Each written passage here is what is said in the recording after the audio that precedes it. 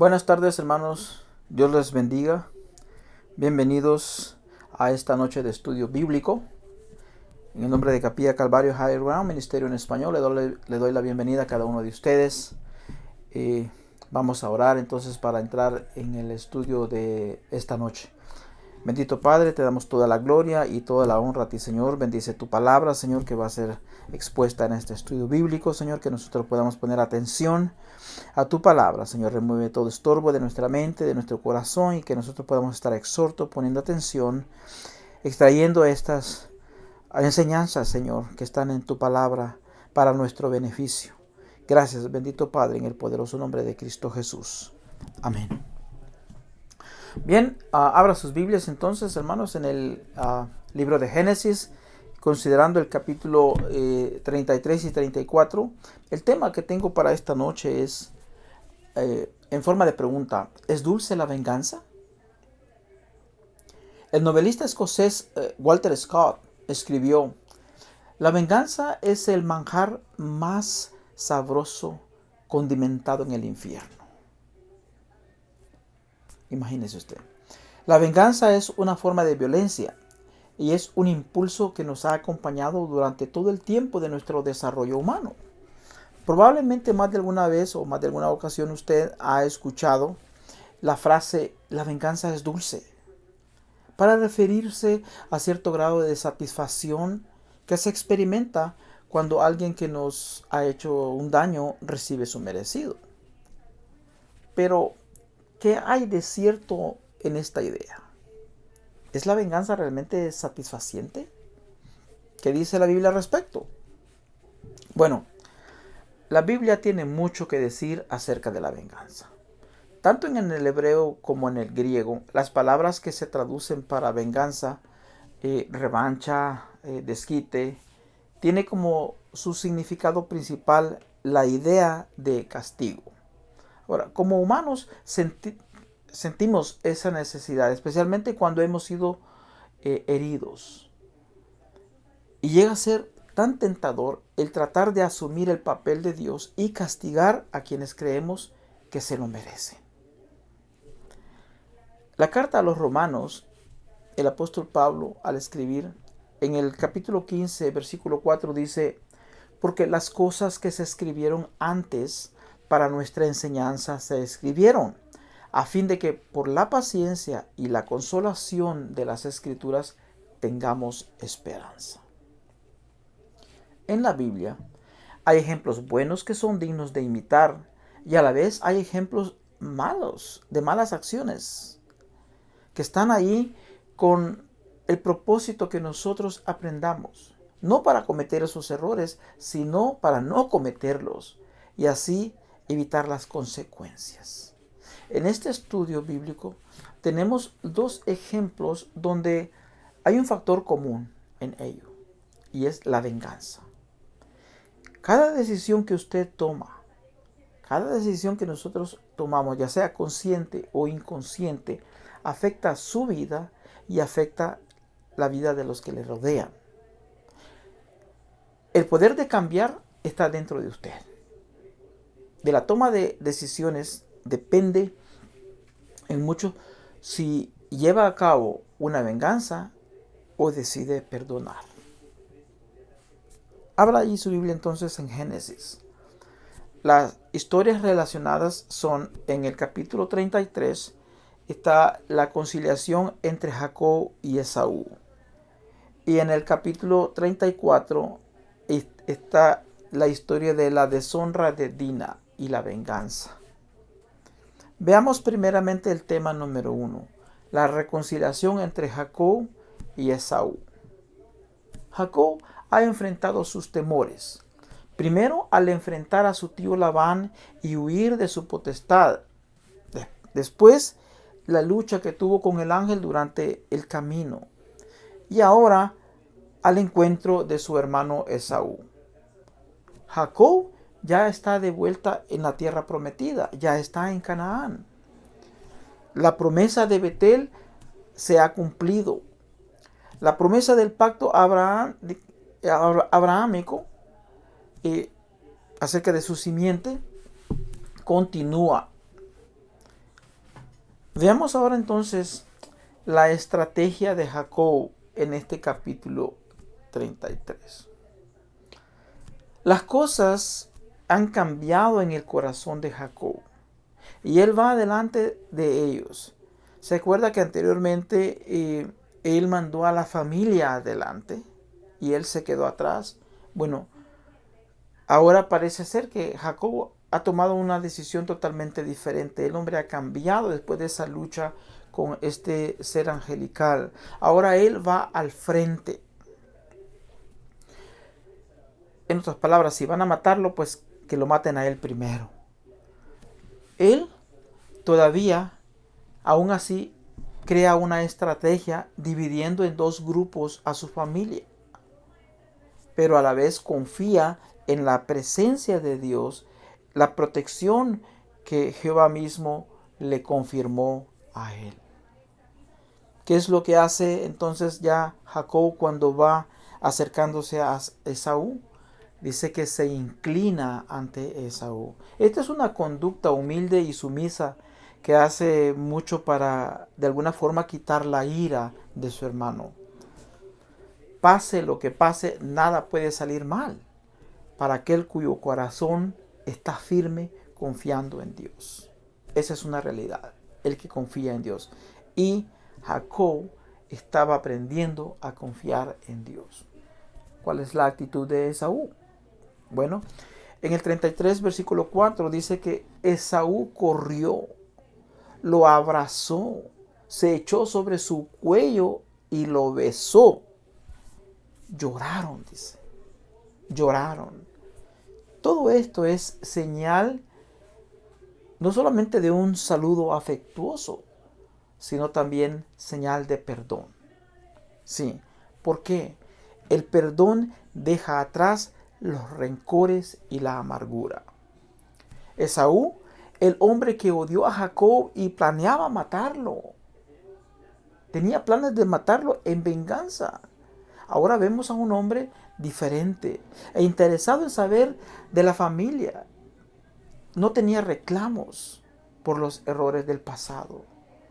Esaú recibe a Jacob como hermano y hay mucha ternura entre ellos.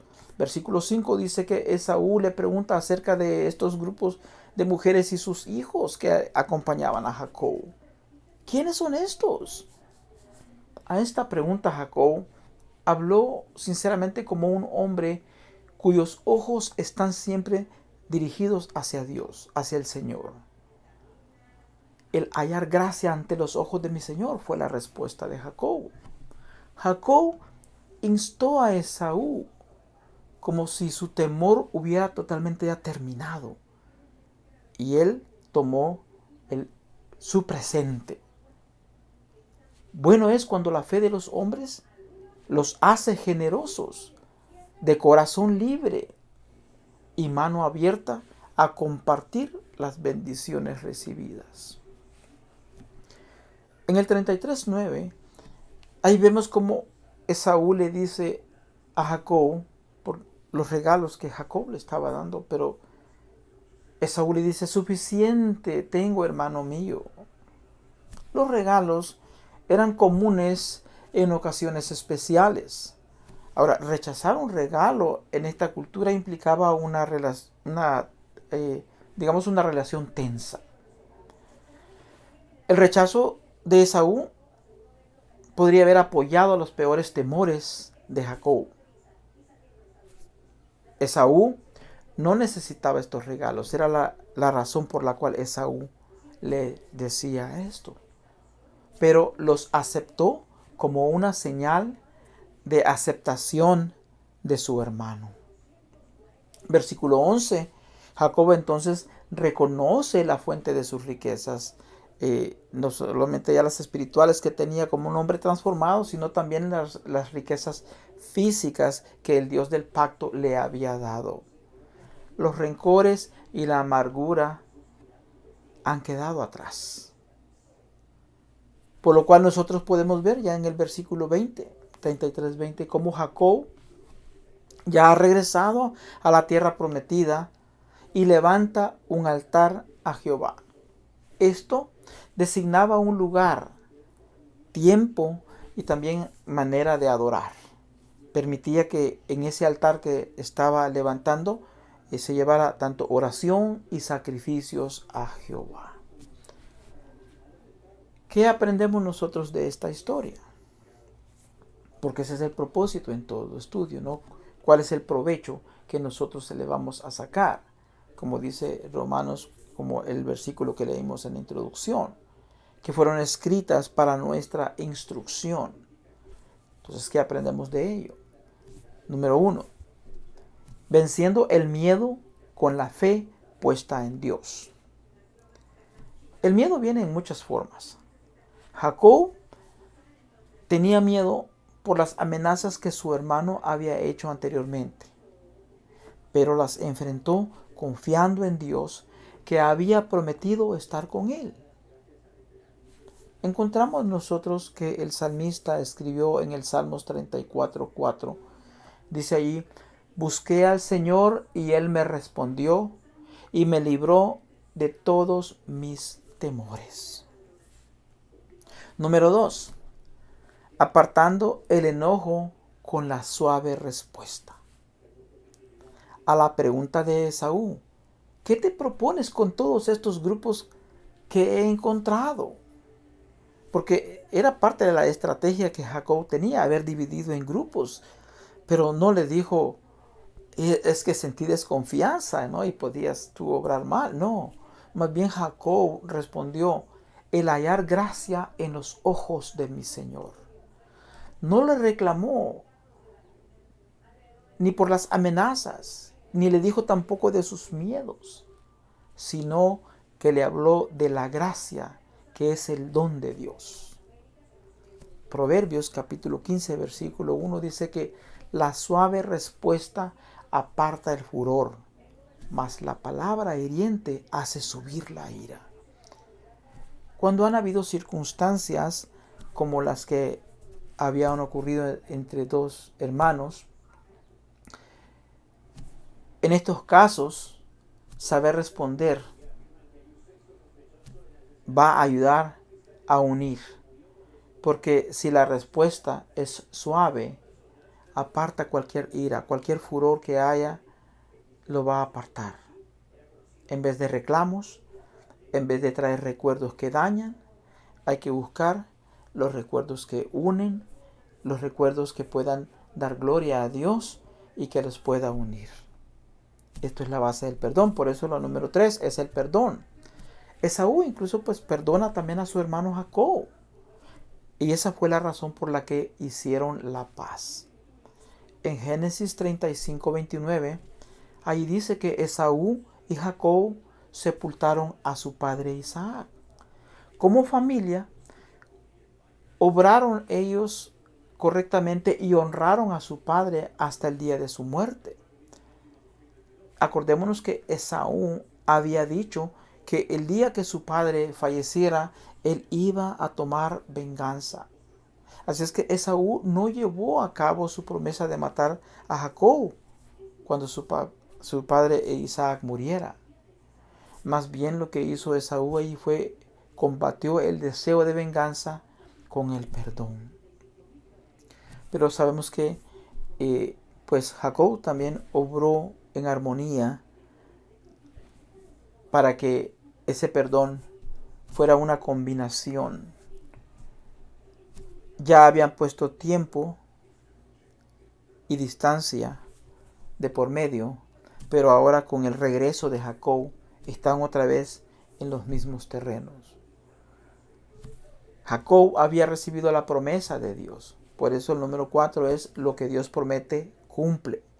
Génesis 28:15, ahí está la promesa y dice: he aquí, yo estoy contigo y te guardaré por donde quiera que fueres, y volveré a traerte a esta tierra, porque no te dejaré hasta que haya hecho lo que te he dicho. Entonces vemos como Dios ahí está cumpliéndole a Jacob la promesa. Jacob está de regreso en la tierra prometida y está lleno de la bendición de Dios. Ahora veamos en el tema número 2, el otro ejemplo. la deshonra de Dina, la venganza que sus hermanos cobran por la deshonra de Dina. Hay que tener en cuenta que una gran cantidad de tiempo ha pasado entre Génesis 33 y Génesis 34, aunque lo veamos seguido uno al otro. El tiempo que hay entre estos dos capítulos es bastante. Los hijos del patriarca Jacob, o Israel, como Dios ya le había cambiado el nombre, los hijos han crecido, se han multiplicado.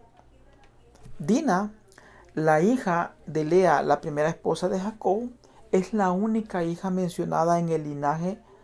Probablemente hubo más hijas, pues en Génesis 37-35, ahí dice que sus hijos y sus hijas consolaban a Jacob.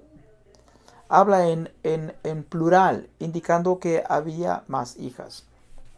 Bueno, Dina es mencionada por su papel central en este capítulo. De hecho, su nombre es la forma femenina de la palabra juicio o vindicación. El mismo nombre es Dan en masculino, en femenino es Dina, pero ambas cosas significan justicia, juicio, vindicación. En Génesis 34, ahí entonces nos cuenta esta aventura de Dina en la ciudad, porque ella fue a visitar a las jóvenes de la ciudad cercana donde vivía. Fue a visitar a estas mujeres que estaban allí. ¿Qué es lo que pasa cuando Dina va a este lugar? Bueno, cuando Siquem, el hijo del gobernante de la ciudad, la vio, le gustó a la muchacha, pero la violó. En el versículo 3, capítulo 34, versículo 3, dice que él se sintió atraído por ella y ya después la quería como esposa. Siquem apeló a su padre Hamor para que se la consiguiera y fuera a hablar con la familia. Hamor, el gobernante de la ciudad, de la ciudad de Siquem, fue a hablar con Jacob acerca de conseguir a Dina para su hijo. Ahora, el mismo Siquem ofreció una gran suma. Dice ahí Génesis 34, este relato está del 11 al 12, dice: te daré todo lo que pidas. Haz el precio de la novia y del regalo que debo de traer, tan grande como quieras, y yo te pagaré todo lo que me pidas. Estaban dispuestos estas gentes de alguna forma reparar el error que su hijo había cometido. El joven quería casarse con ella y su padre estaba dispuesto a dar gratificación por lo cometido. Ahora, cuando los hermanos de Dina oyeron que su hermana había sido deshonrada, estos se enfurecieron. La Biblia no registra la reacción de Jacob, sino que sigue la historia de sus hijos. Ellos engañaron intencionalmente a Hamor y a Siquem y fingieron llegar a un acuerdo con ellos. Los hijos de Jacob le dijeron al gobernante de Siquem que no podían dar a su hermana a un hombre que no estuviera circuncidado. Pero si Siquem y todos los hombres de la ciudad se circuncidaban como los israelitas, podían entonces casarse entre sí a partir de ese momento. Usted encuentra este relato en el versículos 13 al 17. Ahora, Siquem estaba enamorado de Dina. Por eso fue que el padre llegó a hacer este acuerdo. Debido a que la casa de Jacob era tan rica y numerosa, los hombres de Siquem pensaron que de alguna forma se beneficiarían al incorporarse a esta familia. Así que todos accedieron a ser circuncidados. Génesis 34, 25 al 26 relata que después de 3 días, mientras todos ellos aún sufrían los dolores de la circuncisión, 2 de los hijos de Jacob, Simeón y Leví, hermanos de Dina, tomaron sus espadas y atacaron a la ciudad en una forma pues, despiadada cuando estaban desprevenidos, matando a todos los varones. Pasaron a espada a Hamor y a su hijo Siquem, y se llevaron a su hermana Dina de la casa de Siquem y se fueron. Entonces los otros hermanos saquearon la ciudad, llevándose todo, e incluso a las mujeres y a sus hijos. En ese entonces, las mujeres y los hijos eran considerados como botín de guerra. Mataron a todos los hombres, quedaron muchas mujeres viudas con hijos, y de esta manera, pues, al llevárselos, su tribu creció. Cuando Jacob supo lo que habían hecho, estos hijos eran armas de tomar, fueron y todo lo que hicieron. Pero cuando Jacob vio lo que sus hijos habían hecho, se horrorizó, porque era una masacre. Él sabía que cuando la noticia llegara a las naciones que los rodeaban, estaría en problemas. Dice Génesis 34 en el versículo 30. Otra vez aquí Jacob vemos que flaquea un poco, ¿no? Porque él debería de confiar en lo que Dios ha prometido, que va a estar con él. Pero al ver la acción de sus hijos, él siente temor otra vez de las naciones alrededor, que podían unirse e ir en contra de ellos. Pero sus hijos respondieron que sus acciones estaban vindicadas, porque los hombres de Siquem habían tratado a su hermana como una prostituta.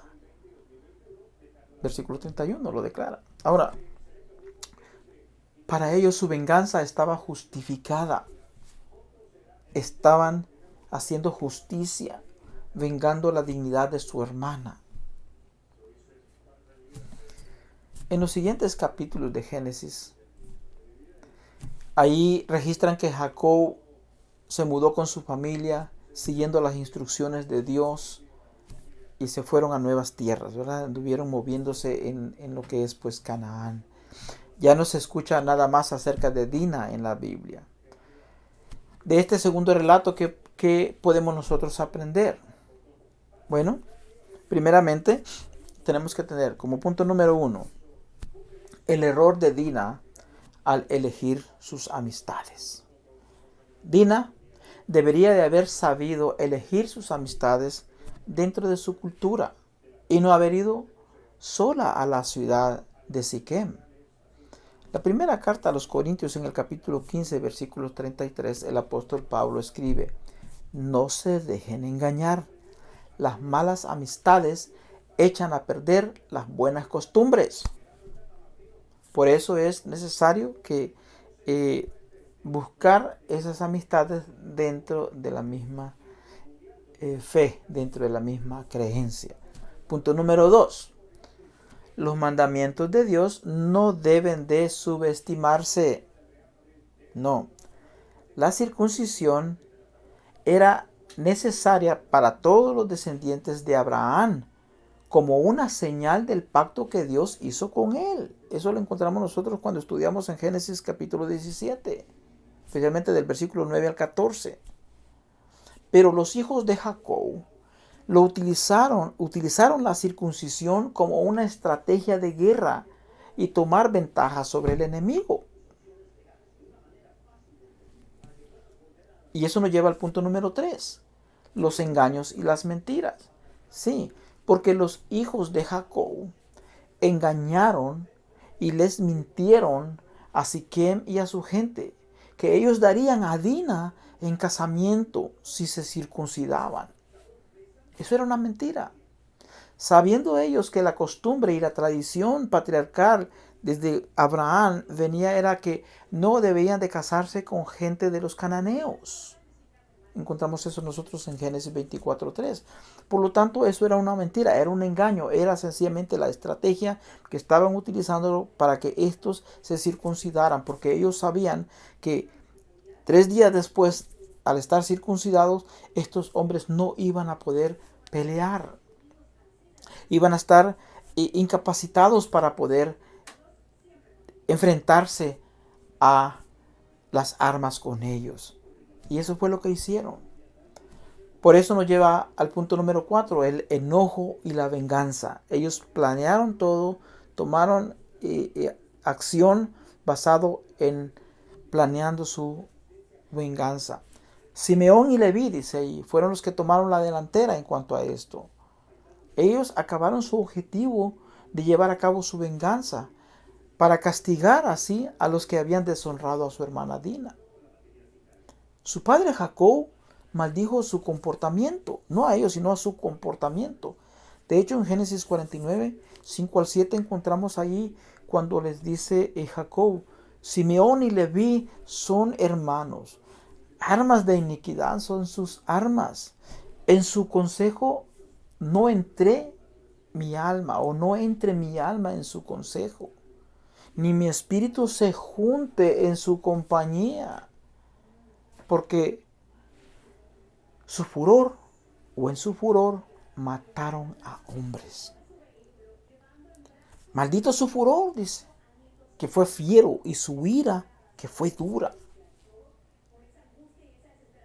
Y luego dice, yo los apartaré en Jacob y los esparciré en Israel. Concluyendo en el estudio de esta noche, hermanos.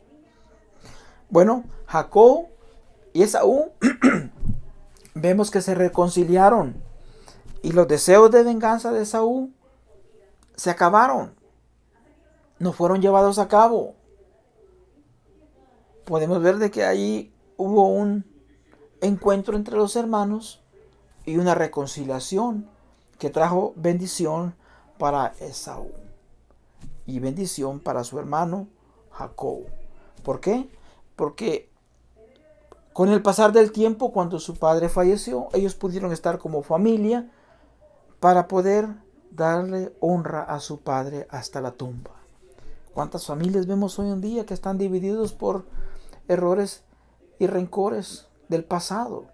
Llegan esos momentos donde la familia debe estar unido para honrar a sus seres queridos, y por discusiones tontas hay separaciones, pleitos. Ni siquiera piensan en la honra de su ser querido que ha fallecido, y los divide los deseos de venganza. Hay que pensar. Estos ejemplos son buenos y dignos de imitar. El perdón quita fuera todas esas cosas. La Biblia aconseja en Efesios 4:26, aunque se enojen, no pequen.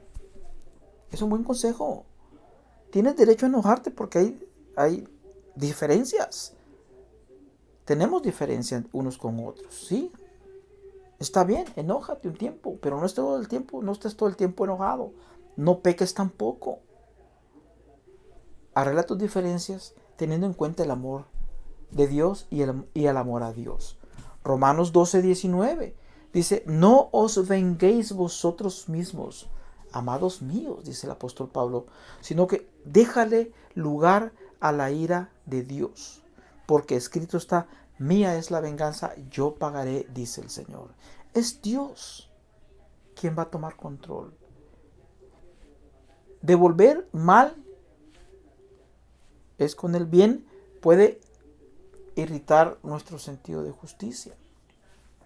Es decir, que muchas veces cuando nosotros nos sentimos heridos y queremos volver también con un mal, realmente nuestros sentidos de justicia son alterados porque queremos ir conforme a nuestros deseos. Y algunas veces, aunque haya razón, pero cuando tenemos una actitud de venganza, se nos nubla la razón. Pero sin embargo, nosotros debemos de recordar que no tenemos que tomar el papel de Dios en impartir justicia. Es Dios quien realmente va a impartir justicia. Debemos de dejar estos asuntos en las manos de Dios y confiar en que Él juzgará con justicia, con verdadera justicia. Es Dios quien pondrá las cosas en su lugar a su debido tiempo. Como cristianos, también tenemos que reconocer que ya no vivimos en las condiciones tribal como el pueblo de Israel, el pueblo de Jacob, cuando se estaban formando. Los tiempos han cambiado, pero el comportamiento criminal de las personas conflictivas, y especialmente con las que interactuamos de día en día, ¿no? Incluso nuestros familiares, amigos. Okay. En este mundo vamos a encontrar siempre contrariedades o diferencias, pero cuando hay contrariedades o diferencias con las personas que interactuamos y tienen que ver con asuntos de ley, tenemos que dejar que sean las autoridades superiores las que han sido establecidas con el propósito de defender la ley. En esta sociedad en la que vivimos, nosotros tenemos que aprender a respetar esas autoridades que están puestas allí y llevarlas a cabo por medio de las autoridades, pero tampoco nunca debemos de utilizar la ley buscando en nombre de la justicia para llevar a cabo una venganza. No, eso no debe de ser así. Igualmente, en la iglesia, cuando hay diferencia entre hermanos, hay autoridades superiores dentro de la iglesia a los cuales tenemos que llevar estas situaciones para que se busque hacer una justicia teniendo en cuenta los principios que están escritos dentro de la palabra de Dios. No buscar venganzas o buscar sencillamente satisfacer intereses. No, más bien tenemos que dejar las cosas en manos de Dios, saberlas llevar ante su presencia. Finalmente, hermanos, para concluir, como dice Mateo 5:44, ¿verdad? Amados a vuestros enemigos, bendecir a los que los maldicen. Imagínense, eso no es tan fácil, pero como cristianos tenemos que seguir el mandato de nuestro Señor Jesucristo. Es Dios quien va a tomar control de una situación así. No tenemos por qué tomar venganza. Es Dios quien va a controlar los asuntos. La venganza queda a Dios, porque Él mismo ha dicho, mía es la venganza. Él es realmente quien va a pagar a cada quien lo justo. No conforme a nuestra justicia, no conforme a nuestro deseo, sino conforme a la justicia de Dios. Si esta instrucción del estudio de esta noche ha llegado y ha tocado tu corazón, y hay circunstancias en tu vida que tienes que zanjar con un familiar, un amigo, un compañero de trabajo, no dejes pasar el tiempo. No dejes que tu mente esté recordando cosas que no debe. No dejes que tu corazón se contamine. Permite que sea el Señor toque tu corazón, limpie tu corazón, que traiga sanidad en tu corazón, que tu mente reciba de la palabra de Dios la aclaración de las cosas, para que tu mente, conforme a la palabra de Dios, sea transformada a tu manera de pensar y que tu corazón pueda recibir esa paz que viene solamente de el Señor. Él da la paz no como el mundo la da, sino realmente su paz que Él nos ha dejado, donde el amor de Dios es manifiesto, no solamente para los que creen, sino también a aquellos que están cerca de los que creen, porque Dios ha amado a todos y Él no quiere que nadie se pierda. Muchas veces nuestra conducta sirve de tropiezo cuando no obramos en armonía a los principios de Dios. Pero cuando nosotros obramos en armonía a los principios de Dios, nuestra conducta sirve de ejemplo. Sigamos el ejemplo de Jesús. Él se sacrificó. Él no merecía morir en la cruz, pero Él tomó nuestro lugar. Él nos dio el ejemplo mejor. Y Él, en vez de injurar o maldecir a los que estaban ahí que lo habían clavado, dijo, perdónalos, perdónalos. Él aún así estaba perdonando a aquellos, para que el Padre no imputara ningún pecado en ellos. Esto es la base, el sacrificio, el perdón, dejar las cosas en las manos de Dios. Que Dios les bendiga, hermanos, que tengan una noche de mucha bendición. Pasen buenas noches.